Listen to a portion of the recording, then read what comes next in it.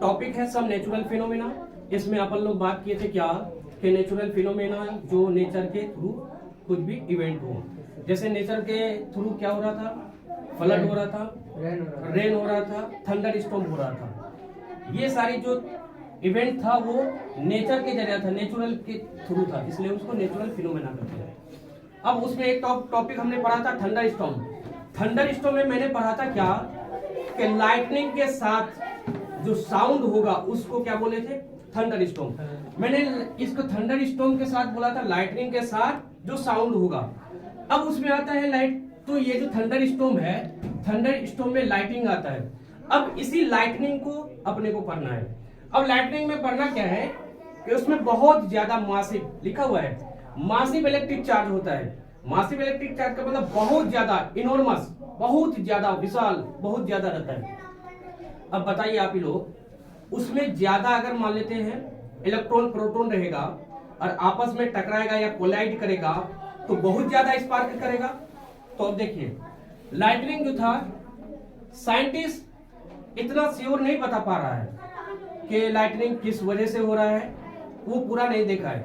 लेकिन 1752 में, इन 1752 में अमेरिकन साइंटिस्ट था बेंजामिन फ्रैंकलिन, वो क्या किया था, ऑब्जर्व किया था कि क्लाउड कैसे होता है।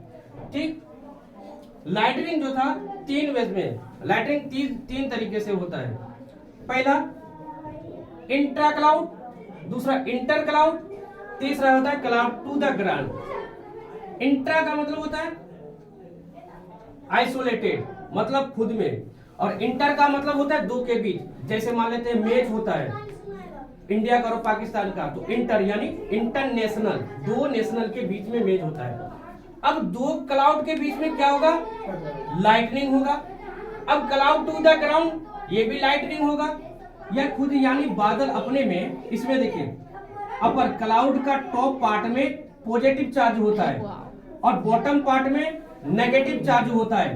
अब आप ही बताइए कि ये जो क्लाउड है खुद से आइसोलेटेड है, इसी में पॉजिटिव, इसी में नेगेटिव, आपस में मान लेते कोलाइड करेगा, टकरेगा तो स्पार्क होगा ना, स्पार्क होगा ना, बहुत ज्यादा इनॉर्मसली होता है। अच्छा, पहला तो ये तरीका। अब दूसरा क्या, इंटर, दो के बीच, एक बादल का टुकड़ा इधर है, दूसरा बादल का टुकड़ा उधर से कहीं से हवा उसको क्या करके आएगा, वाश अवे करके लाएगा, यानी उसको ढो करके लाएगा। अब बगल में जो सटेगा तो ये वाला पॉजिटिव, ये टॉप पार्ट हुआ, और ये हुआ बॉटम, क्लाउड का बॉटम, ये इस क्लाउड का टॉप पार्ट हुआ कि नहीं भाई, ये बॉटम पार्ट हुआ क्लाउड का। जब ये पॉजिटिव चार्ज नेगेटिव चार्ज के साथ कोलाइड करेगा, आपस में मान लेते हैं फ्रिक्शन होगा, तो बताइए हीट होगा, लाइट होगा कि नहीं। तो मैंने पहले बोला क्या कि थंडर स्टॉर्म में दो पार्ट आती है, एक तो साउंड, दूसरा होता है लाइटनिंग। तो लाइटनिंग के साथ यहाँ पे साउंड होगा, बहुत ज्यादा होगा, और ये वाला पॉजिटिव और नेगेटिव ये सीधा ग्राउंड में अर्थित होगा। इसमें टेम्परेचर होता है जब लाइटनिंग होता है तो 30,000 डिग्री सेल्सियस।